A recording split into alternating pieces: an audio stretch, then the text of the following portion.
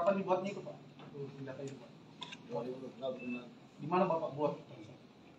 Di rumah benar. Rumahnya Bapak di mana Pak? Di Jalan Palma. Oke, sudah ya? Cukup ya? Selesai, sudah. Yang penembak yang mana Pak? Sudah, ya? Yang penembak itu yang mana? Penembak. Itu Pak. Ini yang penembak. Ya. Terus yang satu itu? Nanti kita jelaskan. Ya, oke. Cukup? Ya, sudah. Cukup.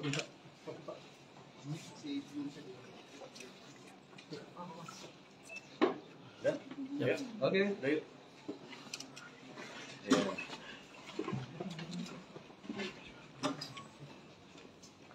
Hubungi masuk.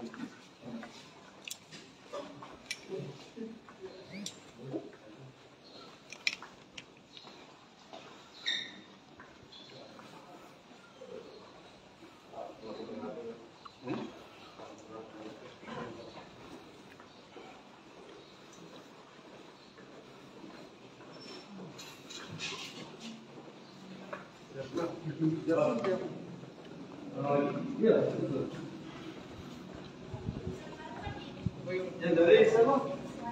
Yang dari Kemu siapa? Dari pertanyaan kamu. Kemu siapa dari Kemu? Pestakan Dani mau.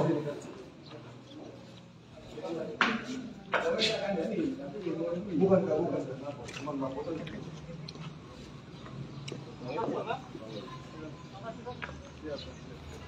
Nggak usah kan? Oke. Lo ngancani wong iku, cuman anggotane ra ya. Pestakan ini wae sih.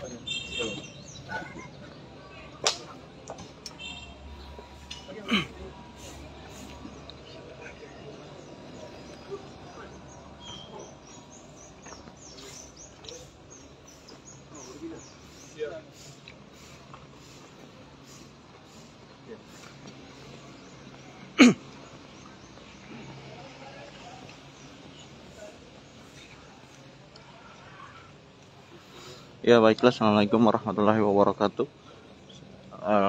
Hari ini saya masih berada di Mako Polda Gorontalo. Maaf. Ya, sesaat lagi kami akan menyiarkan langsung konferensi pers terkait perkembangan kasus penembakan Dirtahti Polda Gorontalo.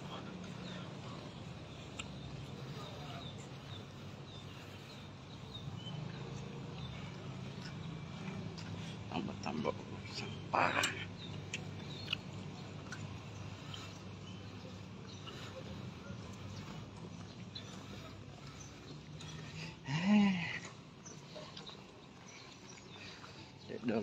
Dulu online. Aku jadi tripod supaya tidak goyang dulu. Ini sudah dalam.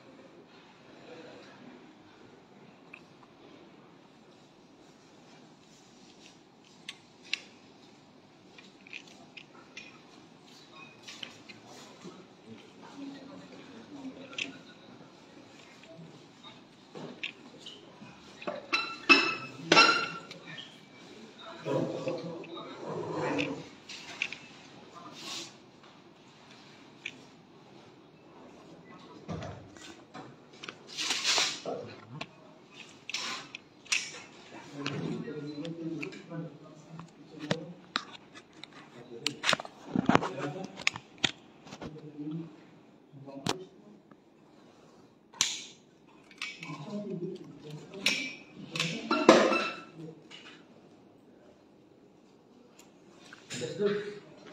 Tes.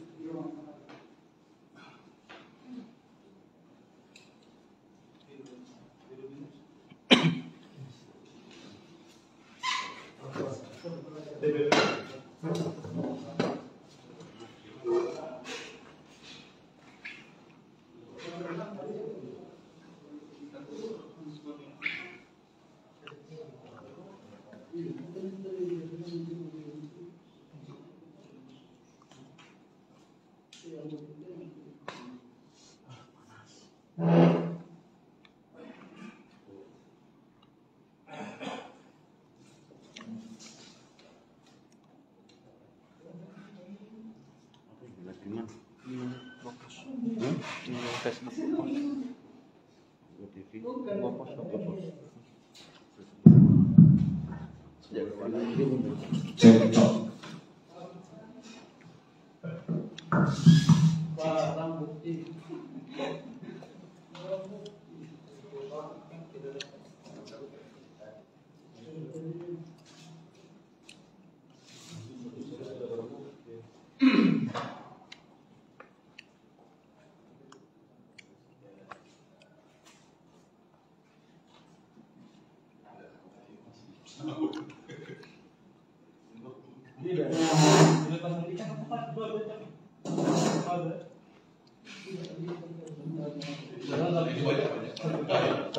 Gas.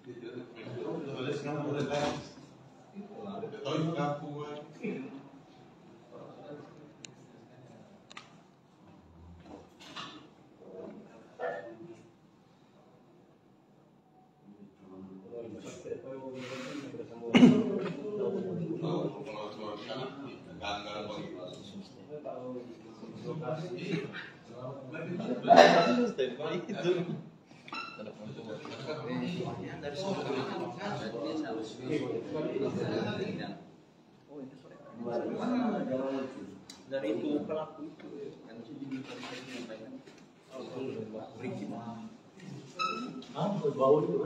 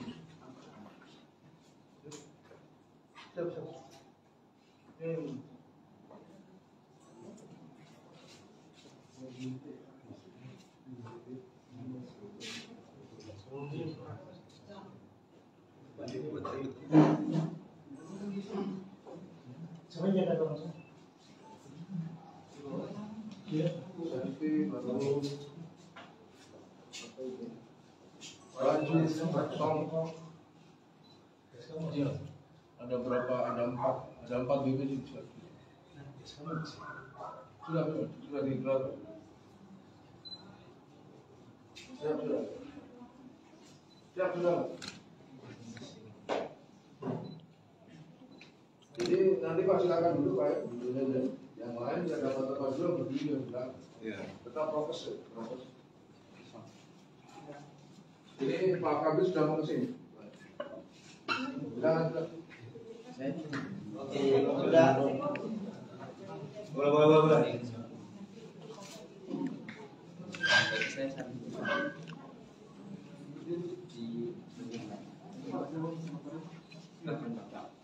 Oke, selesai. Terima kasih.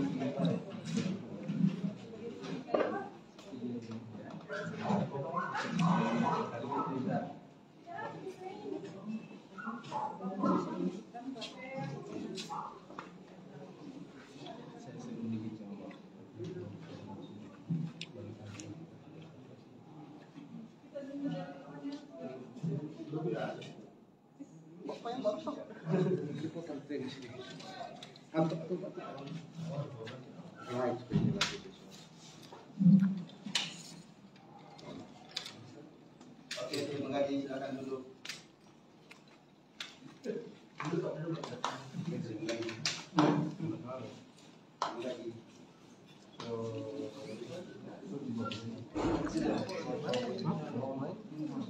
Dari sana kamar tuh ada SK.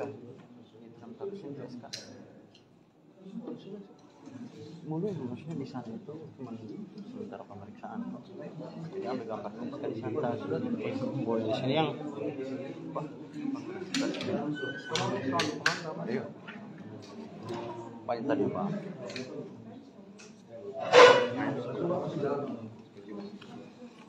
Oke, mundur tiara.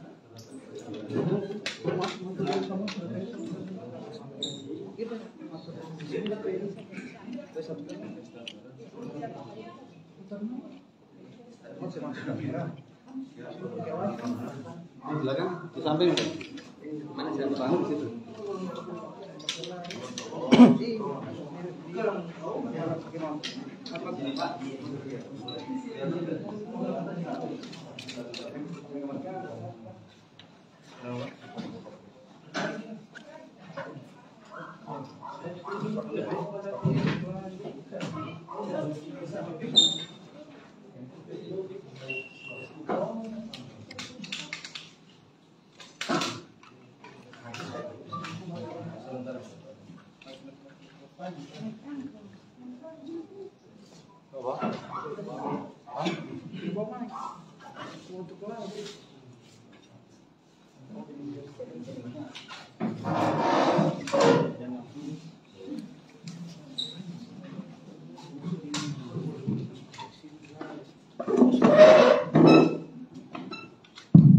Bisa dimulai?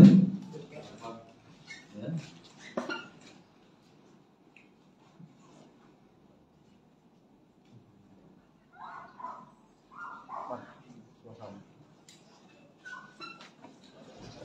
Sudah?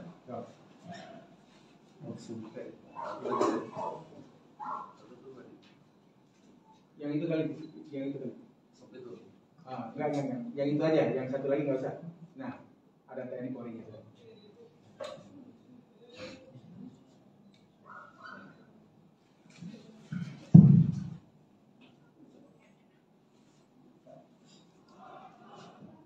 Sudah siap? Baik, bismillahirrahmanirrahim. Assalamualaikum warahmatullahi wabarakatuh. Selamat pagi, salam sejahtera untuk kita sekalian. Jadi pagi ini saya didampingi dari Direktorat Reserse Kriminal Umum Dirkrimum, Pak Kombes Pol Nur Santiko. Kemudian sebelah kiri saya Kabid Propam Polda Gorontalo, Kombes Pol Ferdiansah, akan menyampaikan perkembangan terkait penyidikan kasus penembakan yang mengakibatkan korban AKBP Beni Mutahir Dirtahti Polda Gorontalo meninggal dunia.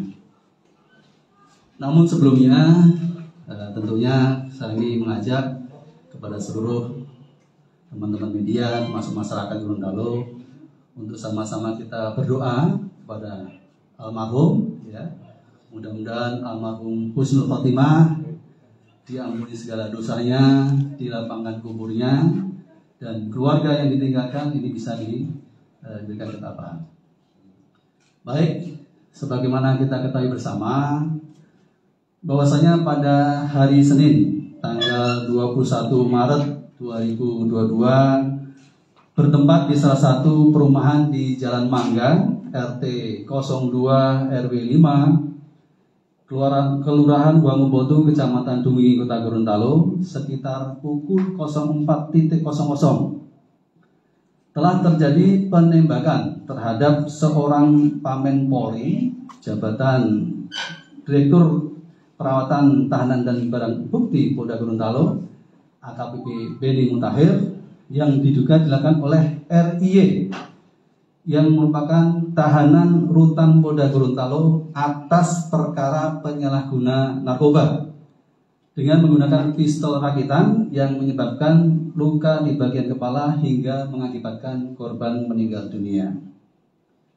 Atas peristiwa ini, jadi perlu rekan-rekan ketahui ada 3 hal ataupun yang sedang diproses ataupun diusut oleh Polda Gorontalo, yaitu terkait pelanggaran ataupun penyalahgunaan kewenangan dan pelanggaran SOP, kemudian terkait kasus pembunuhannya sendiri pasal 338 dan serta terkait Undang-Undang Darurat Nomor 12 Tahun 1951 tentang kepemilikan senjata api secara ilegal. Yang pertama terkait penyalahgunaan kewenangan dan pelanggaran SOP.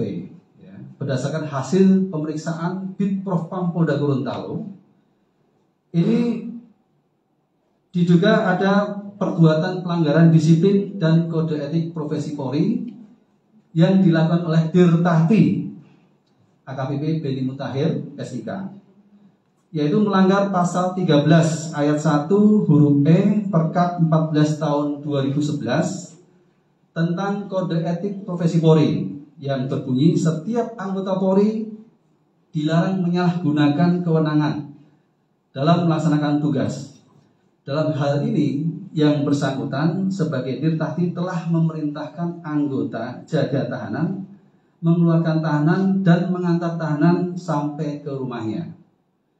Kemudian pasal 13 ayat 1 huruf F Perkap 14 tahun 2011 tentang kode etik profesi Polri yang berbunyi setiap anggota Polri dilarang mengeluarkan tahanan tanpa perintah tertulis penyidik, atasan penyidik atau penuntut umum atau hakim.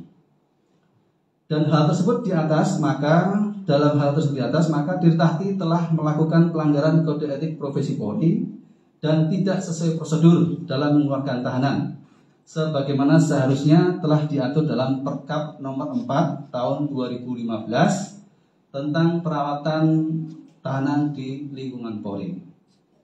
Kemudian selain Dirtahti, ini ada 7 personil Tahti yang jaga tahanan. Ini juga diduga melanggar pasal 7 ayat 3 huruf C dan huruf E Perkap 14 tahun 2011 tentang kode etik profesi Polri yang berbunyi setiap anggota Polri yang berkedudukan sebagai bawahan wajib menolak perintah atasan yang bertentangan dengan norma hukum, norma agama, dan norma kesusilaan. Yang kedua, melaporkan kepada atasan pemberi perintah atas penolakan perintah yang dilakukan untuk mendapatkan perlindungan hukum dari atasan pemberi perintah.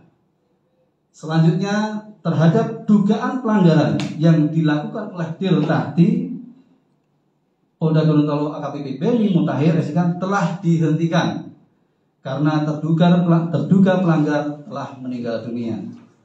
Namun terhadap 7 personel lainnya ya, yang melaksanakan jaga tahanan akan dilakukan audit investigasi dan pemberkasan untuk dilanjutkan dalam proses sidang Komisi Kode Etik.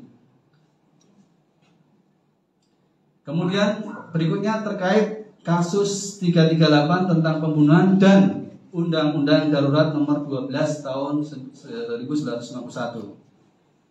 Berdasarkan hasil olah TKP dan pemeriksaan saksi-saksi diperoleh hasil sebagai berikut. Yang pertama, pada hari Senin tanggal 21 Maret 2022, RIY yang sedang menjalani penahanan karena perkara penyalahgunaan narkoba menceritakan kepada korban bahwa dirinya mempunyai masalah rumah tangga dengan istrinya dan meminta tolong kepada korban untuk diantar ke rumah.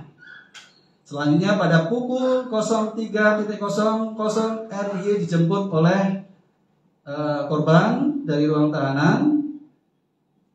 Pada saat itu korban menjemput menggunakan baju koko abu-abu bersarung dan songkok. Ya. Perlu rekan-rekan ketahui bahwasanya korban ini adalah pengurus masjid.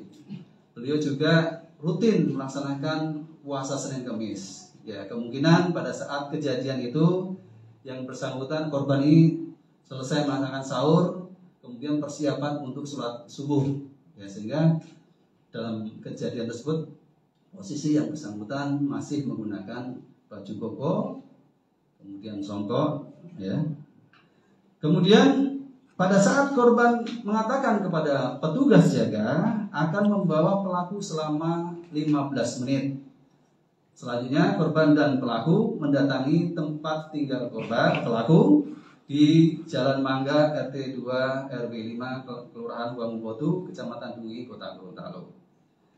Selanjutnya sekitar pukul 4.00 RPY ini merupakan adik kandung korban yang berada di dalam kamar antara korban dan pelaku.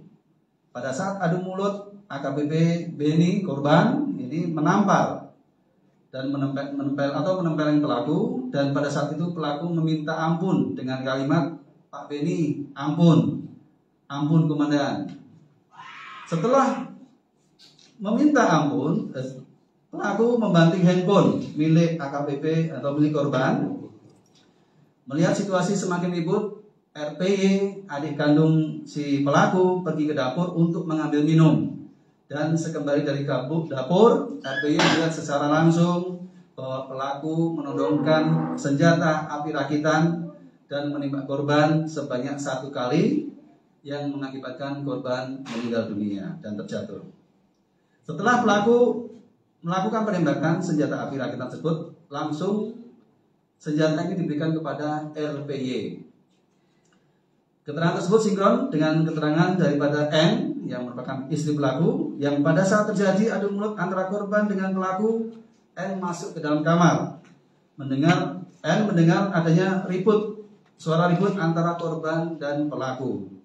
Yang selanjutnya pelaku masuk ke dalam kamar untuk mengambil senjata api rakitan yang sudah disembunyikan, dan selanjutnya N mendengar adanya suara letusan dari ruang tengah.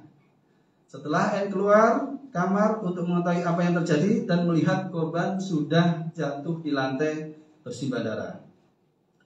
Mengetahui hal tersebut, N menyuruh pelaku untuk pergi dari tempat kejadian. Dan perlu diketahui bahwasanya usai melakukan penembakan RIY, ini pelaku RIY ini berupaya untuk kabur. Yang bersangkutan menuju ke bandara. Ya, namun karena situasi pada saat itu masih pagi, belum ada penerbangan, kemudian pelaku RIY ini memutuskan untuk sembunyi di rumah orang tuanya, dan disitulah ditangkap oleh tim gabungan Polda Gorontalo. Identitas tersangka yang pertama RIY, usia 31, kerjaan swasta. Kemudian RPY, adik dari pelaku, usia 23. Barang bukti Ini yang terpajang ini barang bukti. Ada senjata api rakitan.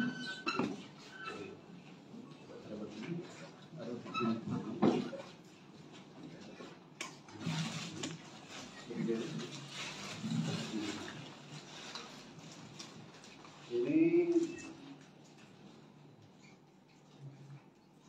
pakaian yang dikenakan ini apa nih? Pakaian ya. Jadi ini ada BB yang ditemukan pada saat di TKP. Dan ini BB yang digunakan oleh ini senjata api rakitan yang digunakan oleh pelaku menembak korban.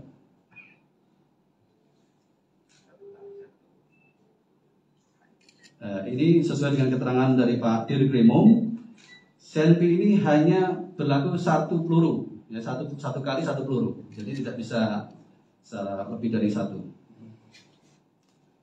Cukup? Sudah?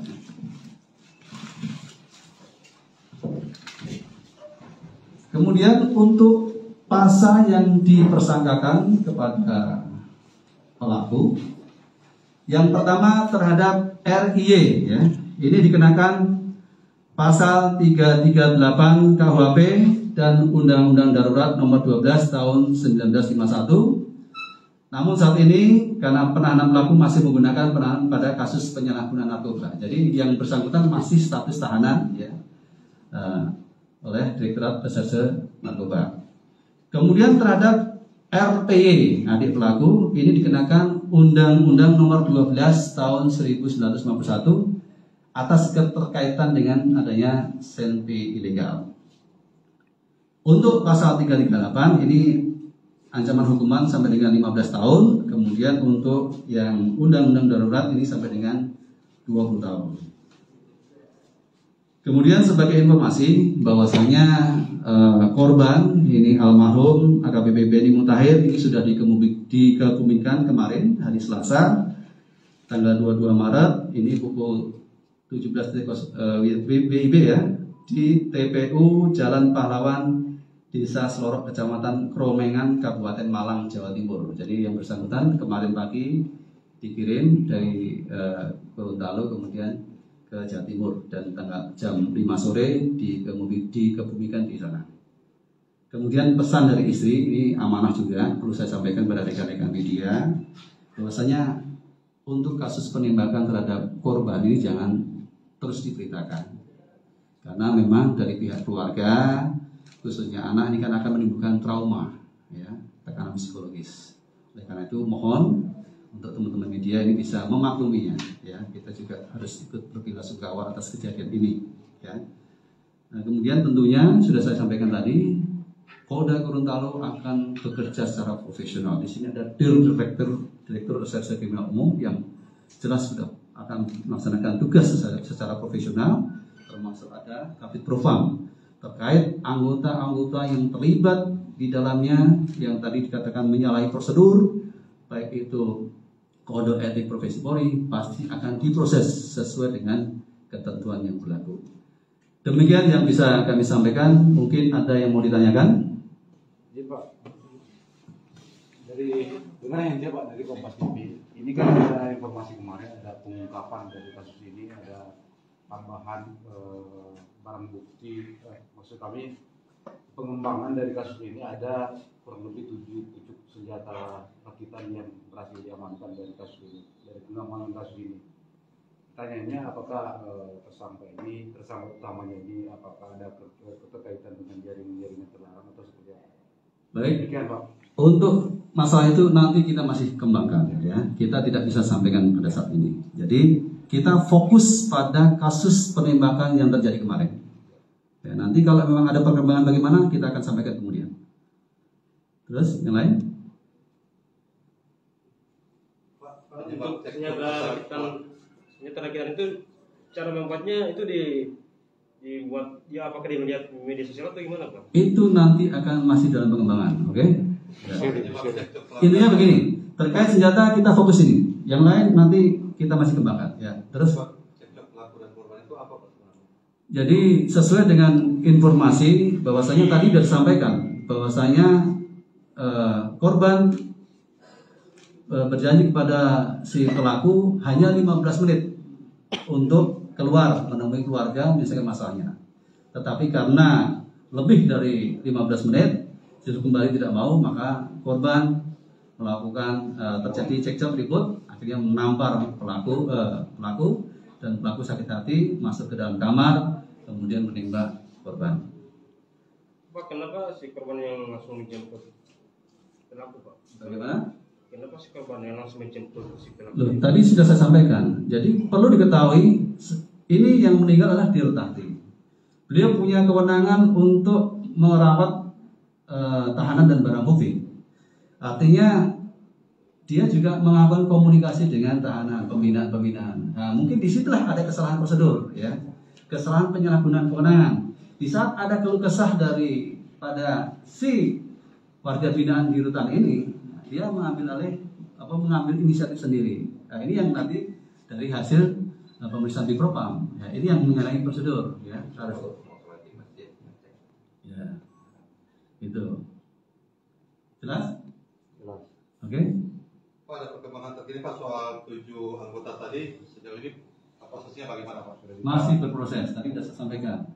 7 sudah diperiksa oleh Propam. Nanti akan investigasi lanjut, diaudit. Nanti bagaimana?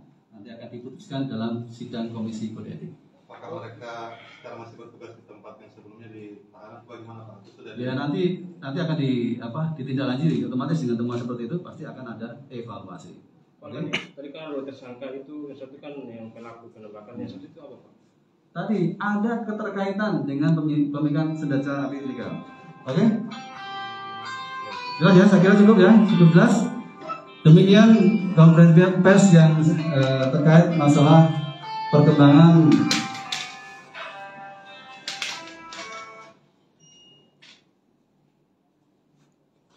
penyidikan terkait penembakan yang menimbulkan korban Dirutati meninggal dunia.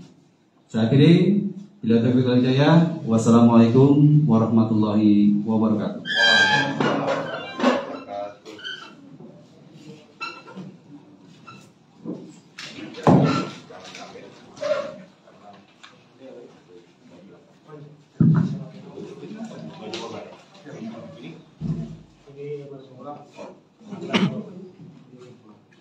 Oh, ini pelakunya, kaos pelaku. Jadi ini apa? Korban ini ditemukan masih megang kopiah.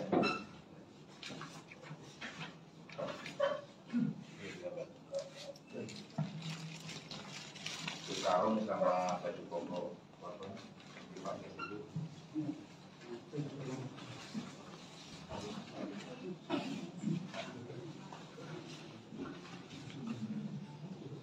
Sudah selesai? Terima kasih. Terima kasih.